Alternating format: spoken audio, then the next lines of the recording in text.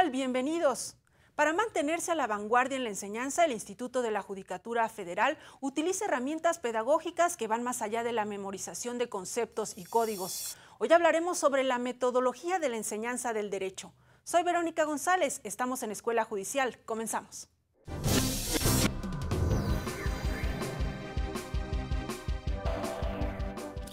El cine, la literatura y el análisis de casos prácticos son algunas de las técnicas que utilizan los profesores de la Escuela Judicial para desarrollar habilidades en sus alumnos. Veamos.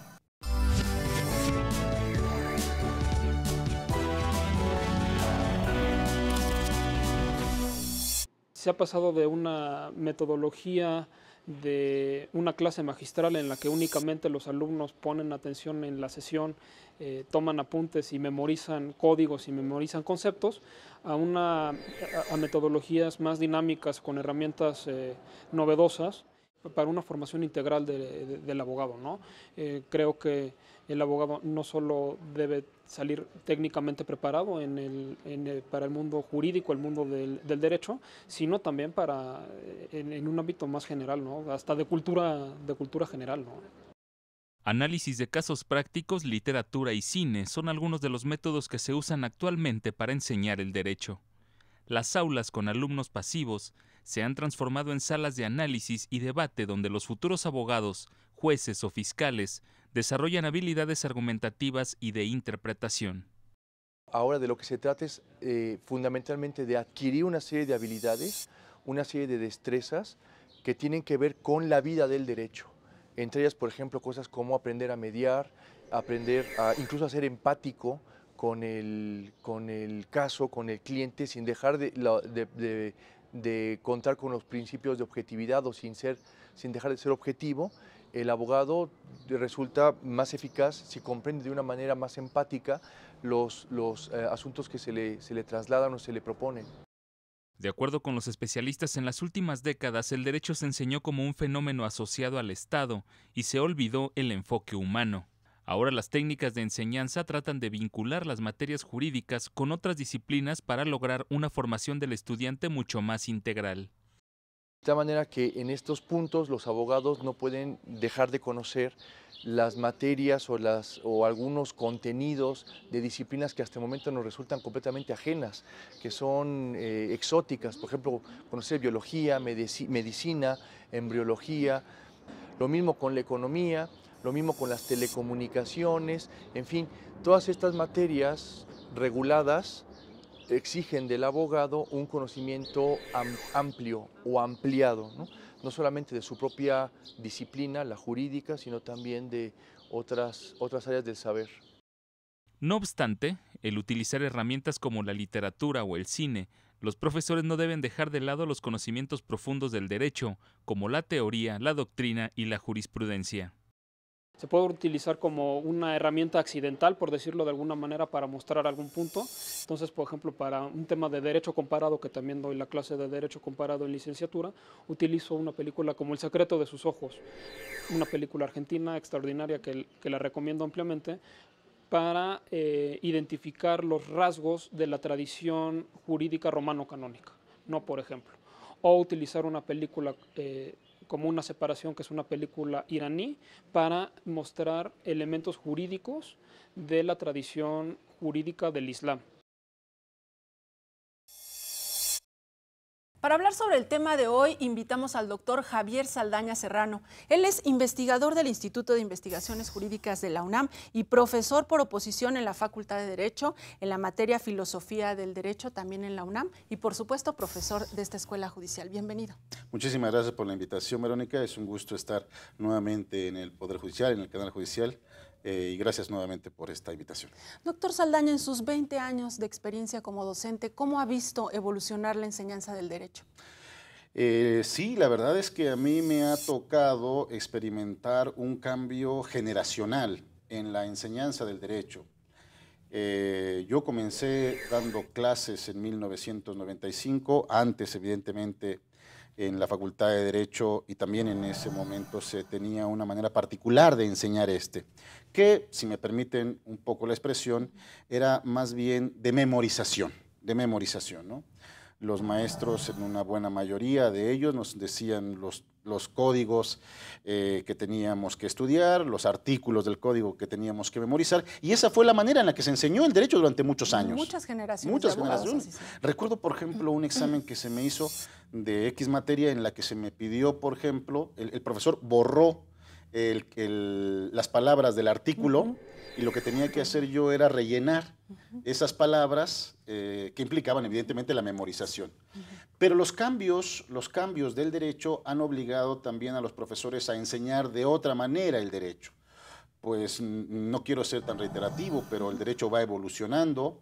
En los últimos años nosotros hemos asistido a una serie de reformas que obligan necesariamente a pensar el derecho no desde la memorización, sino desde una visión mucho más práctica, mucho más casuística, mucho más de problemas concretos que evidentemente no pueden ser resueltos solo aplicando la memoria. Por tanto, yo en estos 20 años que tengo sí he podido ver cómo hemos pasado de la memorización al análisis práctico, a las referencias concretas de los casos que se tienen que solventar. Y por tanto, la manera en la que se enseña el derecho también ha cambiado, ¿no? En ese sentido... También han cambiado los alumnos, ¿no? Los alumnos ahora ya no son tan pasivos, digamos. Así es, los alumnos ya no son tan pasivos, los alumnos son mucho, y para bien, para bien. En el viejo modelo de enseñanza del derecho parecía hasta una ofensa que se le preguntara al profesor. Hoy, las nuevas generaciones de profesores, lo que hacemos es estimular a los alumnos para que pregunten. ¿Por qué? Pues porque cuando le preguntan a uno, primero a uno le exige más, estudiar más, referirse más a la jurisprudencia, por ejemplo, trabajar más en cuestiones prácticas, y también para el alumno, porque en la pregunta se demuestra un interés por parte del alumno y también qué tanto ha avanzado o no el conocimiento que usted está transmitiendo en el alumno para formular las preguntas que evidentemente son inteligentes y algunas otras son simplemente reiterativas. ¿Qué métodos podemos destacar, doctor Saldaña? No sé, el análisis de casos concretos, la literatura y el derecho.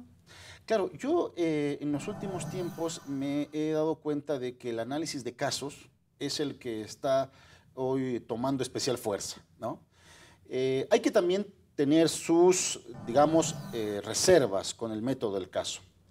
El método del caso, evidentemente, que como su nombre lo indica, pone más atención en el dilema concreto que se tiene que resolver, pero este dilema concreto no puede ser resuelto sin algún bagaje teórico. Claro, no se trata de que los alumnos se conviertan en tratadistas del derecho. El profesor tiene que ser lo suficientemente inteligente para ofrecer los insumos teóricos que le ayuden al alumno a hacer un análisis sobre el caso que se le está planteando y ofrecer toda la serie de respuestas que se pueden tener del caso. Con lo cual, en la metodología del caso está, por una parte, esos insumos teóricos, el caso que tienen que resolver y el profesor ser lo suficientemente inteligente para motivar el análisis que tienen que hacer los alumnos para ofrecer respuestas, ¿no? Deben llevar a cabo un método, ¿no? De esta enseñanza. Vamos a hacer una pausa, doctor Saldaña, y regresamos y nos explique exactamente qué dinámicas llevan a cabo en el grupo para poner en práctica estos métodos. Perfecto. Hacemos la pausa y regresamos con las actividades académicas de la Escuela Judicial. No se vaya, regresamos con más.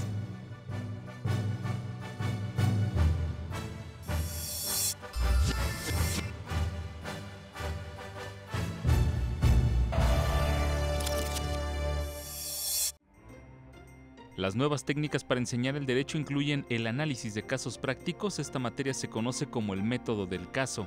Además, los profesores se valen de las obras de la literatura universal y películas relacionadas con temas jurídicos. Regresamos.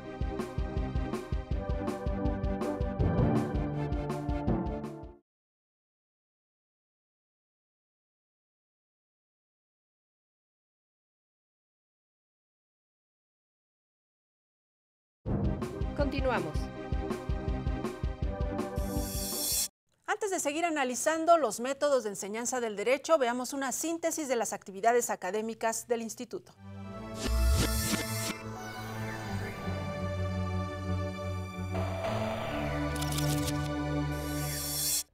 Inicia curso de inducción al nuevo sistema penal acusatorio.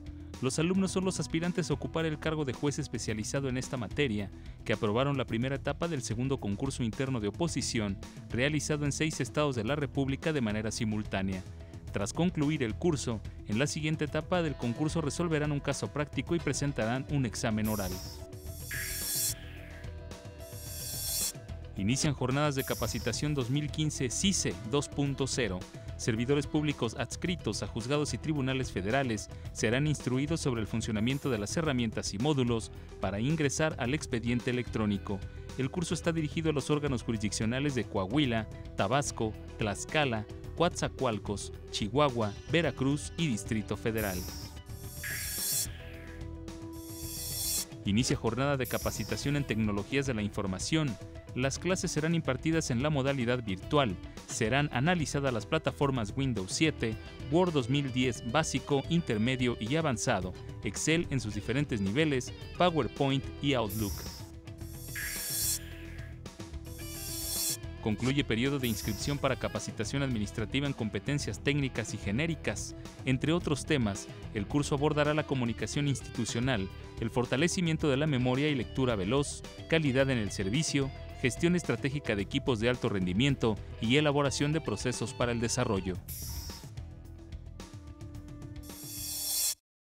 Ya estamos de regreso, seguimos conversando sobre los métodos para enseñar el derecho con el doctor Saldaña, y en el bloque anterior nos comentaba cómo es que pasó de la memorización de conceptos a lograr que los alumnos hagan un análisis, ¿no?, de los conocimientos. En el caso, por ejemplo, de alguna materia, no sé, ética judicial, ¿cómo podríamos llevar a cabo esto de análisis de casos concretos? Bueno, en general, la metodología del caso tiene que ver con esas 3 partes de las que le hablaba hace un momento, ¿no? El tema de los insumos teóricos que el profesor tiene que ofrecer. En segundo lugar, el tema del propio caso, ¿no? Y evidentemente aquí el papel del maestro, del profesor, que tiene que, además de suministrar los insumos, ser capaz de poder,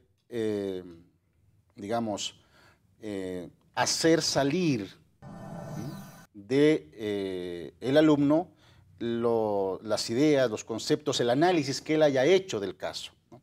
En caso, por ejemplo, de la ética judicial, lo que suelo hacer, y fíjese, yo puedo ser quizá, perdón por lo que voy a decir, el ejemplo de cómo se ha ido evolucionando. El tema de la ética judicial antes me parecía que era el insumo solo de cuestiones teóricas, pero últimamente me he dado cuenta, en los últimos años me he dado cuenta de que es necesario suministrarles a los alumnos de ética judicial un caso en particular, que tenga que ver con la materia, ¿no? Ahora, también se juega mucho en la elaboración del caso. No son casos fáciles. ¿Cómo se elige el caso? Bueno, de la vida práctica, de la vida concreta, ¿no? De la vida común y corriente, de la vida que se... Por ejemplo, estamos en materia de ética judicial. ¿Es éticamente correcto que el juez pueda recibir regalos? ¿No? Ese sería como el presupuesto, el principio. Vamos a la elaboración del caso. Una persona que litiga en su tribunal es el conducto, y lo reitera, es el conducto de un cuadro que el autor del cuadro le quiere regalar a usted. Evidentemente que él no es el que lo está regalando. Solamente lo lleva. Solamente lo lleva. ¿Usted lo aceptaría? Entonces, ese es el caso, que como ven no es fácil. Por ejemplo, podría decir, bueno, no es la parte, no es una de las partes, puede ser que no exceda en la cuantía este cuadro, no veo por qué no haya que aceptarlo, ¿no? Entonces, el profesor lo que tiene que hacer es suministrar los insumos, a ver qué dice el Código de Ética del Poder Judicial de la Federación, qué dice el Código Modelo Iberoamericano de Ética Judicial, qué dicen los autores que han trabajado la doctrina, estos temas, y ahora deme usted la respuesta. Bueno, según el código, sí, esa capacidad que tiene el profesor de sacar del alumno la capacidad de análisis es quizá la virtud más grande de la metodología del caso, porque los alumnos son capaces de debatir entre ellos. En ese caso, los maestros jugamos una especie de moderador. Justo eso le quiero preguntar, ¿qué papel juegan los profesores, sobre todo en una escuela judicial como esta, ¿no? No están hablando o dirigiéndose a estudiantes de derecho, son jueces y magistrados los que están formando. El papel del maestro, el papel del profesor es de moderador. Pero de moderador no en el sentido de que le doy la palabra a usted y también se la doy a su compañero, sino de moderador en el sentido de ir conjuntando, una guía para conjuntar los argumentos de cada uno de los alumnos para llegar a una conclusión que, no siendo matemática, es plausible para todos. Y que en ocasiones hay varias soluciones. En este caso, ¿cuál es la solución, doctor Saldaña? Bueno, en el caso del regalo. Bueno, en el caso de los regalos, ahí evidentemente que, como le vuelvo a repetir, uno tiene que hacer la orientación, ¿no? Mi tesis siempre ha sido la de no recibir regalos, ¿no? No recibir regalos, porque en el caso específico de la ética judicial el juez tiene que ver por el ser, pero también por el parecer. Pero tengo que reconocer que hay situaciones límites. Por ejemplo, yo soy juez y tengo que hacer una diligencia un sábado fuera de mi lugar, de mi circunscripción, y comienza la audiencia desde las 8. Por ejemplo, en algún terreno, ¿no? Son las 2 de la tarde y mi equipo y yo tenemos hambre. Y una de las partes me dice, ¿usted gusta comer? Ya le tengo aquí preparado un platillo. ¿Lo aceptaría? O sea, sí me explico, sí, ¿no? Claro. Cuando estos casos me han planteado, le he dicho, bueno, imagínense usted la otra parte qué dirá si acepta. Sí, exacto. Entonces, bueno, para lo que voy es justamente que la metodología del caso implica una nueva manera de enseñar el derecho, implica un nuevo rol para estudiantes y para el profesor, y me parece que es quizá una de las metodologías que más puede servir para dar cuenta de lo que es el derecho. El derecho hoy no es la memorización de conceptos, no es la memorización de la ley, sino es entrar a ofrecer una respuesta concreta a un problema, a un dilema práctico bien específico. Hagamos una segunda pausa y al regresar nos comenta qué ventajas tiene el que los estudiantes ahora tengan este conocimiento, pero con una visión más crítica. Ok. Regresamos con eso, también con la agenda de la Escuela Judicial. En un momento regresamos con más.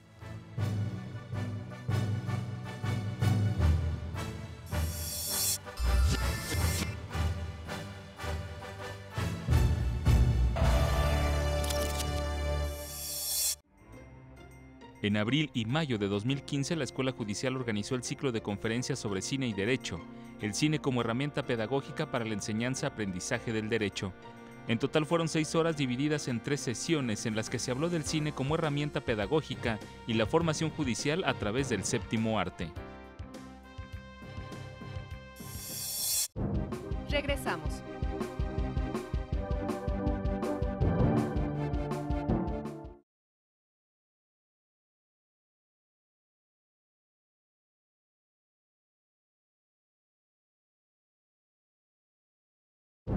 Continuamos.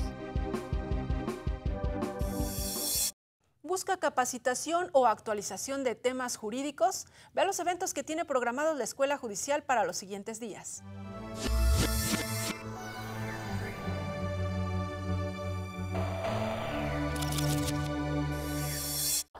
Diplomado en Derecho Ambiental, el curso dirigido a magistrados, jueces, secretarios y actuarios del primer circuito del Poder Judicial de la Federación y a quienes aspiran a pertenecer a la carrera judicial, inicia el lunes 17 de agosto.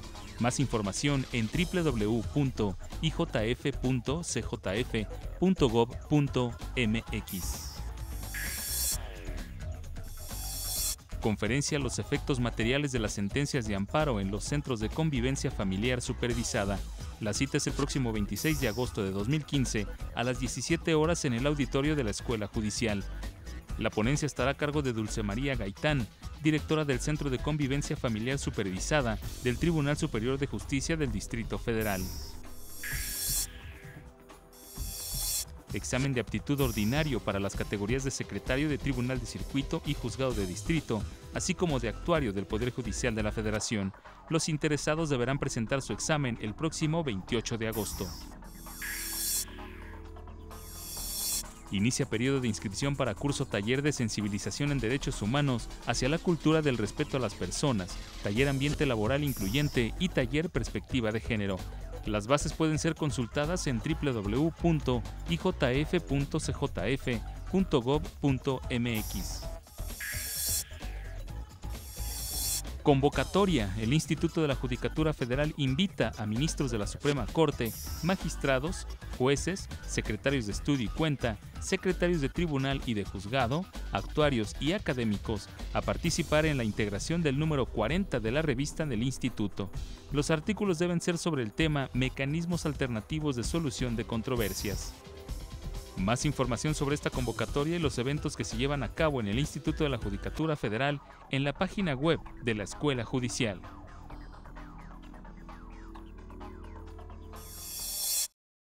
Estamos en la parte final del programa, ya nos mencionó lo fundamental del papel de los profesores. Ahora hablemos de los alumnos.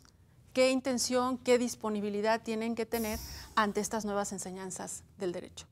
Claro, también en estas nuevas formas de enseñar y de aprender el derecho, evidentemente que el alumno juega un papel fundamental.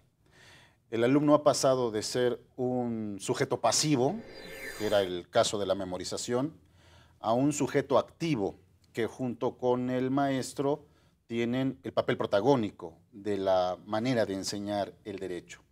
Hoy se requieren de cualidades diferentes a la sola memorización por parte de los alumnos.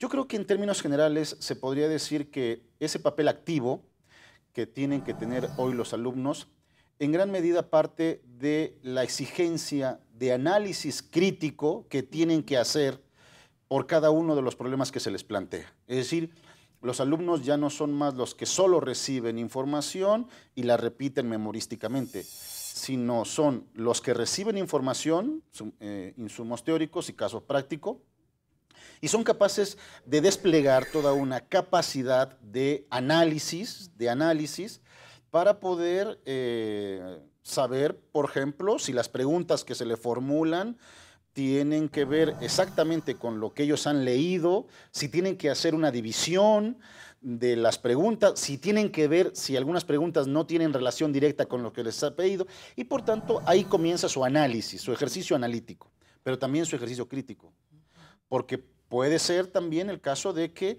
no solamente las preguntas, sino el propio caso esté mal planteado, y eso solamente se puede señalar a partir de ese análisis crítico. Hay que considerar también otra cosa. Los profesores no podemos dar todo de manera fácil. Uno a veces mete algunas pistas, alguna variante, para que el alumno con esa capacidad de análisis, de disección, de poder, de esa capacidad digamos, de razonamiento, pueda saber si efectivamente es correcto el planteamiento o no es correcto. Y también ahí el profesor se da cuenta si el alumno ha captado o no el caso.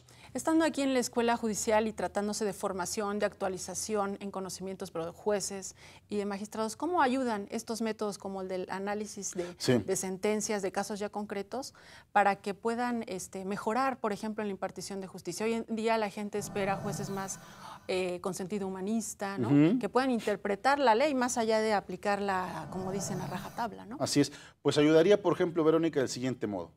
Si uno como juez está acostumbrado a seguir el método tradicional y a repetir las sentencias como todos los casos, como dicen, con un machote. Con un machote, pues evidentemente que ahí perdería yo toda la riqueza que hay alrededor de las sentencias, del caso en particular. No hay casos fáciles en el mundo judicial y por tanto no pueden resolverse todos con machote. El juez tiene que entrar al análisis de cada uno de los problemas y ver, por ejemplo, las dimensiones humanísticas, valorativas que hay en el caso. Con lo cual, evidentemente que una de las grandes ventajas es, primero, no repetir con machote lo que he venido haciendo. Y segundo, me posibilita incluir dentro de mi análisis general elementos valorativos, elementos de justicia, elementos humanistas, ¿no? que se pierden con la memorización, como se hacía antes. Finalmente, a manera de conclusión, doctor Saldaña, ¿hacia dónde deben de ir estas metodologías de la enseñanza del derecho? Yo lo que creo es que al final las nuevas maneras de enseñar el derecho deben de tener como objetivo, evidentemente, tener un mejor poder judicial. Un mejor poder judicial que responda a las expectativas de la sociedad. Vivimos hoy en la era de los derechos humanos, ¿no? Y por tanto hay un derecho a una buena administración de justicia. La buena administración de justicia se basa esencialmente o tiene como contraparte pues que los jueces estén mejor preparados. Con lo cual, estas metodologías terminarán finalmente, si nos las tomamos en serio, en tener un poder judicial mucho más fuerte, mucho más preparado y con una mayor responsabilidad social. Doctor Javier Saldaña, muchísimas gracias por participar en el programa de hoy. Muchas gracias, Verónica. Gracias por A usted también gracias por su atención. Lo esperamos la próxima semana. La invitación, como siempre, a que se quede en la señal del canal judicial.